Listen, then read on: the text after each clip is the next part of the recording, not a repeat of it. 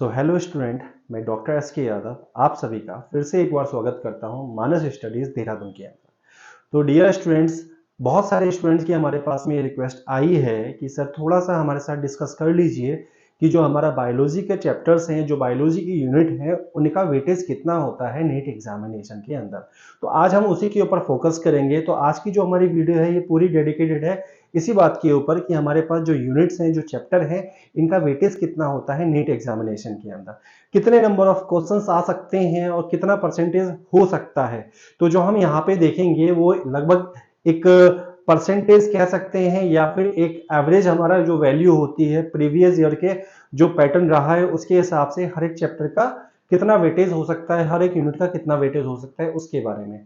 तो सबसे पहले हम लोग बात करेंगे यहाँ पर बॉटनी को लेकर। तो जो हमारा बॉटनी वाला पार्ट है उसके अंदर क्या क्या चीजें हैं।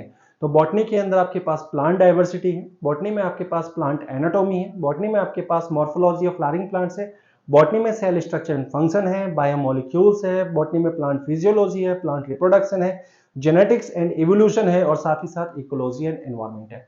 तो इसके अंदर हमारे पास क्या क्या पार्ट्स आ सकते हैं, थोड़ा सा इसको लेके चल लेते हैं कि कितने क्वेश्चन आ सकते हैं यहाँ से और क्या इसका परसेंटेज रहता है हमारे नीट के पेपर के अंदर।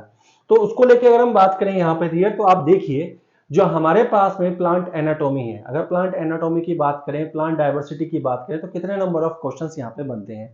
तो जो प्लांट एनाटॉमी है अगर इसको लेके चलेंगे तो एवरेज नंबर ऑफ क्वेश्चंस जो हमें देखने को मिलता है वो है 2। तो मतलब एवरेज नंबर ऑफ क्वेश्चन जो मिलेंगे बॉटनी वाले पार्ट से प्लांट एनाटॉमी के अंदर वो लगभग 2 के आसपास हो जाते हैं, जो रिप्रेजेंट करता है लगभग 4% ऑफ द बॉटनी पार्ट। ऐसे हमारे पास जो प्लांट डाइवर्सिटी वाला पार्ट है इसे नंबर ऑफ क्वेश्चंस कितने आ जाते हैं, तो इसमें अप्रोक्सीमेटली 7 क्वेश्चंस आपके आ जाते हैं और 7 के हिसाब से हम बात करें तो लगभग 12% के आसपास का रेशियो इसका बनके आ जाता है। फिर हम लोग बात करेंगे यहाँ पर नेक्स्ट प्लांट मॉर्फोलॉजी के आसपास। तो जो मॉर्फोलॉजी ऑफ फ्लावरिंग प्लांट्स है उसके अंदर नंबर ऑफ क्वेश्चंस की बात करें तो यहाँ पे लगभग 4 के आसपास क्वेश्चन बन जाते हैं और हमारे पास जो परसेंटेज हो जाता है बॉटनी के अंदर इसका लगभग 7% के आसपास हो जाता है। तो ये जो हमारे पास वैल्यू है वह एवरेज वैल्यू है, ये ज्यादा भी हो सकती है कम भी हो सकती है अकॉर्डिंग टू टॉपिक।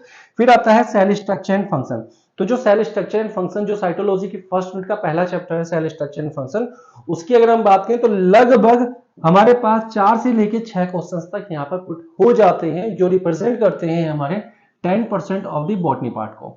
फिर आता है हमारे पास दिया बायोमोलिक्यूल्स। तो बायोमोलिक्यूल्स में हमारे पास ज्यादा नंबर ऑफ क्वेश्चंस नहीं आते हैं, 1 से 2 क्वेश्चन तक हमारे पास आ जाते हैं, तो ये लगभग 3% पार्ट हो जाता है बॉटनी वाले पार्ट का।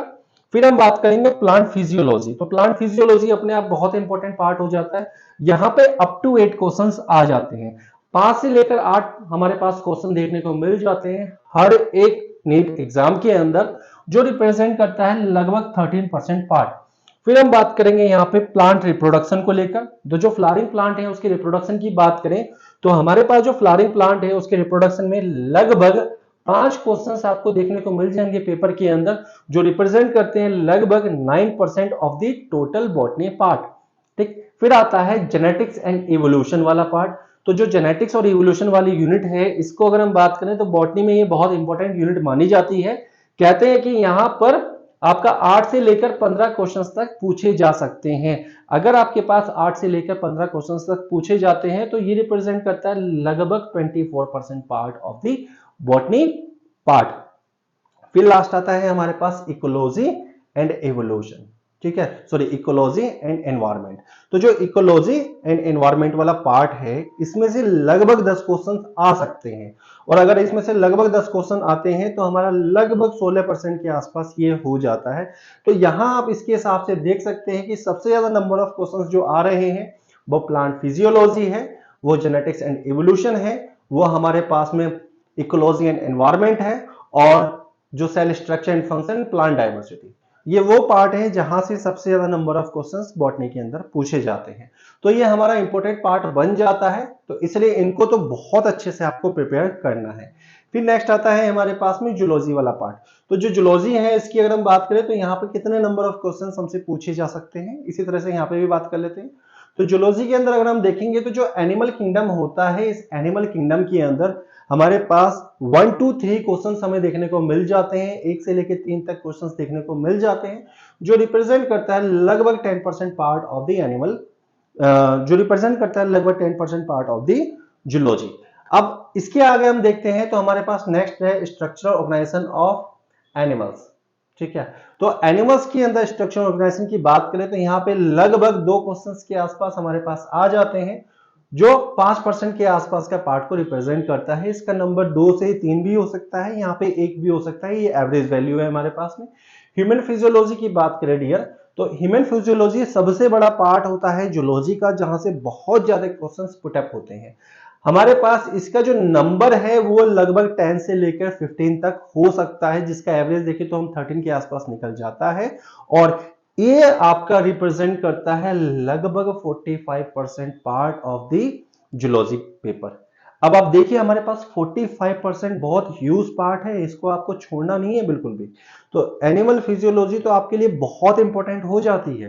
ठीक, फिर आता है ह्यूमन हेल्थ एंड रिप्रोडक्शन की। ठीक है, तो हमारे पास ह्यूमन रिप्रोडक्शन एंड हेल्थ वाला जो पार्ट आता है उसमें भी लगभग 5 क्वेश्चंस के आसपास आपको मिल जाते हैं, जो रिप्रेजेंट करता है लगभग 16% part of the zoology paper. फिर नेक्स्ट आता है हमारे पास में ओरिजिन एंड इवोल्यूशन वाला पार्ट। जो ओरिजिन एंड इवोल्यूशन वाले पार्ट की हम बात करें तो यहां से 2 से 3 क्वेश्चंस तक आपको मिल जाएंगे हमारे नीट पेपर के अंदर, जो रिप्रेजेंट करेगा लगभग 10% ऑफ द जूलॉजी पार्ट। फिर आता है आपका animal husbandry. Animal husbandry actually में हमारे पास में ये जो पार्ट है एसएस तो डिलीट हो चुका था, बट होता यह है कि हमारे पास कुछ क्वेश्चंस ऐसे होते हैं जो एप्लीकेशन वाले पार्ट में आ जाते हैं। तो एप्लीकेशन वाले पार्ट की अगर हम लोग बात करें यहाँ पर, तो उसके अंदर हमारे पास एनिमल हस्बेंड्री वाले से एक आध क्वेश्चन बन जाता है। वैसे तो हमारे पास अब काफी टाइम से इसमें क्वेश्चन नहीं आता है और ये नीट के अंदर डिलीट भी हो चुका है। बट क्या होता है कि जब हम लोग बात करते हैं ना कि जो हमारे पास एनिमल्स हैं इनका इवोल्यूशन किस तरह से हुआ है, जब इवोल्यूशन को रिप्रेजेंट करते हैं तो कई बार उसके अंदर डोमेस्टिकेशन को दिखाते हुए यहाँ पर जो है एक आध क्वेश्चन जनरेट हो जाता है। ठीक है, तो वो रिप्रेजेंट करता है लगभग 3% पार्ट को। फिर आता है बायोलॉजी इन ह्यूमन वेलफेयर, तो इसके अंदर माइक्रोब्स इन ह्यूमन वेलफेयर आ जाता है।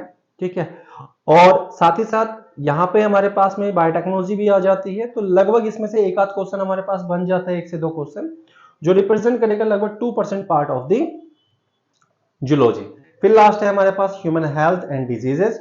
ह्यूमन हेल्थ एंड डिजीजेस के अंदर हमारे पास में 1 से लेके 5 तक क्वेश्चन पूछे जा चुके हैं।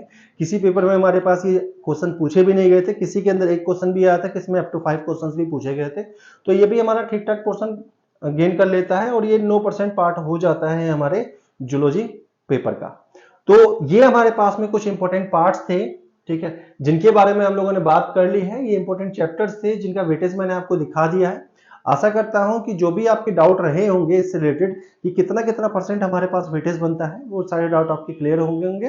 ठीक है, और ऐसे ही इंफॉर्मेशन के लिए जुड़े रहिए हमारे साथ मानस स्टडीज देहरादून के अंदर, और हमारे चैनल को लाइक करिए और सब्सक्राइब करिए।